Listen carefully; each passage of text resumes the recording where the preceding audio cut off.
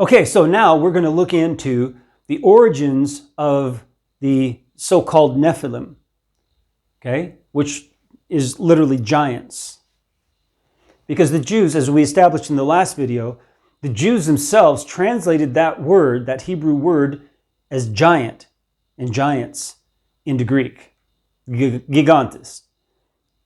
And that was 250 years before Christ. So there was no ulterior motive of some conflict with Christianity and trying to dance around some things and contradict some things the Christians were saying. There was none of that.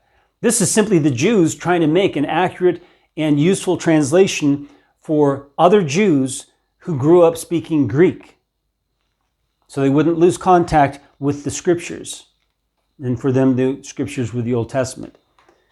So we can trust the Septuagint as faithful on this especially. And so we established that giants is what that is, and it should be translated that way in English, not this mysterious word Nephilim, okay? And stop reading the book of Enoch. I'm warning you. All right, so let's look at Genesis 6:4. We're going to look at it in the New King James first.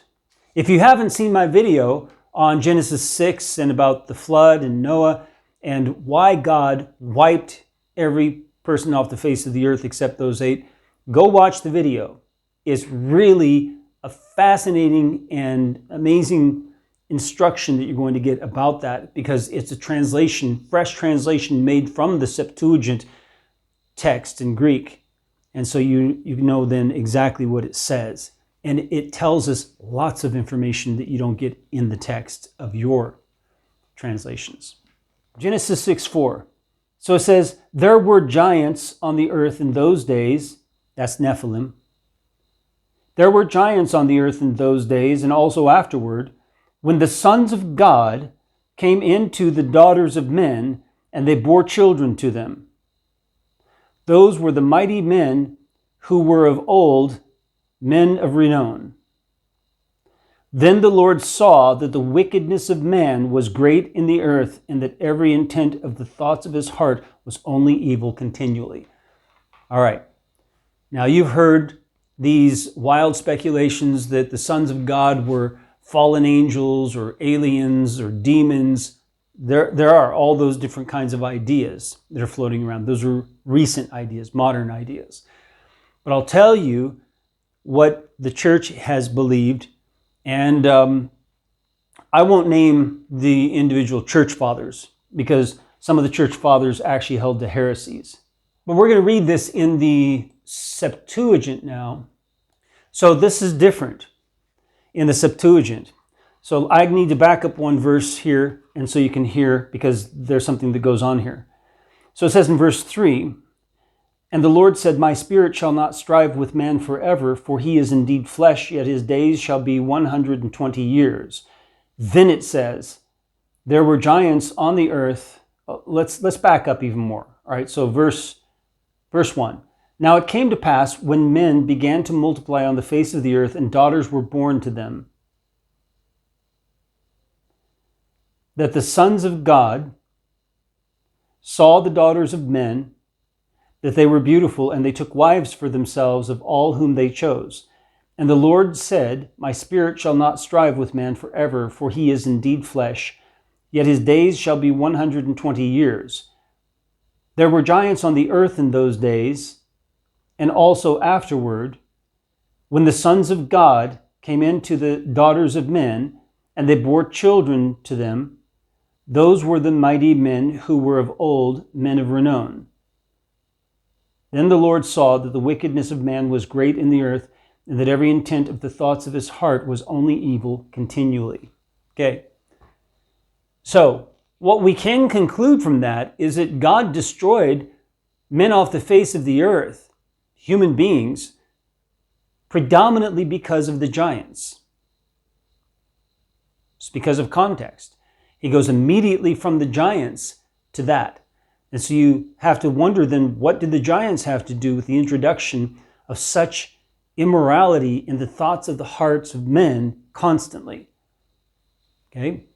Now I'm going to read this Septuagint from verse 1. And Noah was 500 years old, and he begot 3 sons, Sem, Cham, and Japheth. You say, what? That's right. So that's the last verse of chapter 5 in yours. It's the first verse of chapter 6. Noah had his sons, because the context is about offspring. And so it's right to first mention the offspring of the righteous man whom God saved from the flood, spared from the flood. And so it makes sense. And Noah was 500 years old, and he begot 3 sons, Sem, Cham, and Japheth. And it came to pass, when men began to be numerous upon the earth, and daughters were born to them, that the sons of God, having seen the daughters of men, that they were beautiful, took to themselves wives of all whom they chose. And the Lord God said, My spirit shall certainly not remain among these men forever, because they are flesh, but their days shall be 120 years. Now the giants were upon the earth in those days, and after that, when the sons of God were wont to go in to the daughters of men, they bore to them, those were the giants of old, the men of renown. And the Lord, having seen that the wicked actions of men were multiplied upon the earth, and that every one in his heart was intently brooding over evil continually, then God laid it to his heart, that he had made man upon the earth, and he pondered it deeply. And God said, I will blot out man, whom I have made from the face of the earth, even man with cattle and reptiles, with flying creatures of the sky, for I am grieved that I have made them. All right, that's the end of verse 8. All right, so what do we find here? All right, I'm going to read to you a description of what the early church fathers believed. All right. First, I want to tell you that Brenton does make a notation on sons of God. And his notation is that in the Alexandrian Codex Alexandrinus, it says angels of God. So it's not just the Book of Enoch, but also the Codex Alexandrinus that puts there angels of God. Okay? But the Codex Alexandrinus is later than the Codex Vaticanus, significantly later, like 150, 200 years later, maybe more.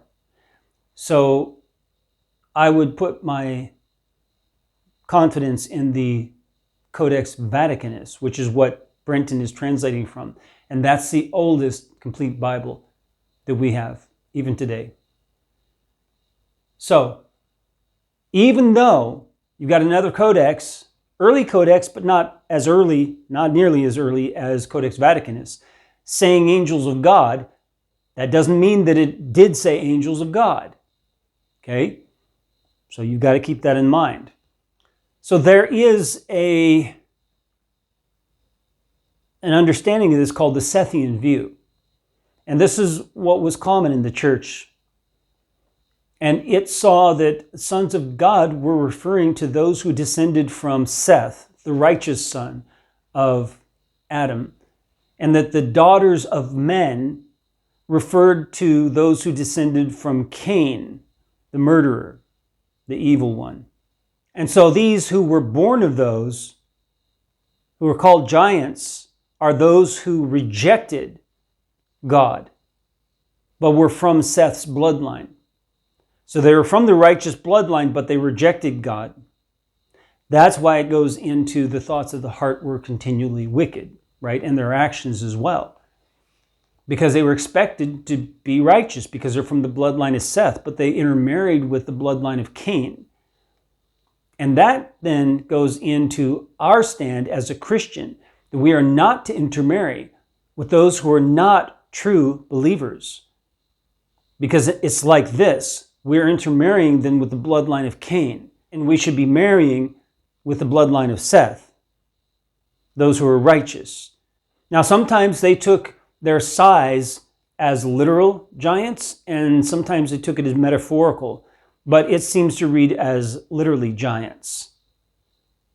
So, and you could say, well, yeah, of course, because, we were as locusts, in their faces.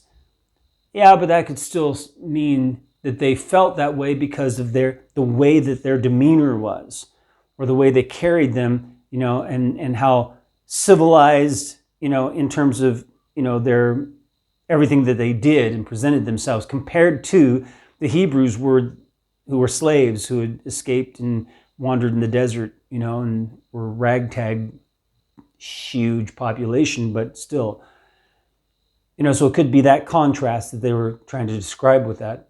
So there's a possibility that it could be metaphorical, but I look at it and I take it as literal, that the men were tall, they were big. Okay, but there's nothing supernatural about it. There's nothing in the text that indicates that it's supernatural. And you say, well, what about the Alexandrinus text that says angels of God came into the daughters of men? Okay, that's because some scribe wanted to make it supernatural because he didn't understand, he couldn't figure out how to understand it. Even though it's after the church fathers and they clarified it. And yet some scribes insist on their own way. And so they will change something like that. And so then you end up with that in a codex like Codex Alexandrinus, unfortunately. So the word giant, could also be referring to them as warriors, because they were men of renown, right? Of great warriors. So it could be referring to that as well. And when the land was spied out, they saw them and they could see that they were great warriors just by their equipment and how they carried themselves. And so they felt like they were locusts, tiny in their eyes, even though they may have been the same size. So there's still that possibility that it was metaphorical, but I still read it as physical first and foremost, and perhaps also metaphorical in addition, because it could be both at the same time. So here in Ezekiel 32, verse 27, is a reference to the giants of old. So you can see it here in the Septuagint. It says, "And they are laid with the giants that fell of old, who went down to Hades with their weapons of war. And they laid their swords under their heads, but their lawless deeds," their iniquities, it's literally lawless deeds, "but their lawless deeds were upon their bones." So they laid their swords under their heads, but their lawless deeds were upon their bones, because they terrified all men during their life. "And thou shalt lie in the midst of the uncircumcised with them that have been slain by the sword." All right, so what are we saying here then? We're saying that the text doesn't read like some aliens or some angels came down, but most likely it's an intermarrying between two bloodlines from Adam, from Seth and from Cain. Now I know Seth was not Abel, right? Abel was the righteous son of Adam, but Seth was not the murderer either, right? He was righteous. He was not a murderer. But Cain was a murderer. And his bloodline received that mark. His bloodline was from a line of murderers. And so when there was intermarrying between those two bloodlines, that's when the giants were produced. But even more importantly than that, it's not important that they were giants. More importantly was that they had these problems in their hearts. They were looking for some way to do wickedness all the time, and their actions bore it out. And now where we read in Ezekiel 32, we read what those actions primarily looked like: violence and fear and intimidation, just for the sake of fear, just to make people afraid. And so now that goes back to hinting that giants was not a literal description of them, like they were not physically giants. They may have been, they may not have been, but that was primarily put there to indicate how they intimidated and caused other people to feel. And that explains also the spies who went there. When they went there, they felt the intimidation and the fear as well. And that's what Ezekiel 32 says about them. Read it again here real quick. It says, "And they are laid with the giants that fell of old, who went down to Hades with their weapons of war, and they laid their swords under their heads, but their lawless deeds were upon their bones, because they terrified all men during their life." It wasn't just a consequence of them being tall, because that would not be an iniquity then. They hadn't chosen then to terrify the men. This is about them choosing to terrify the men on the earth.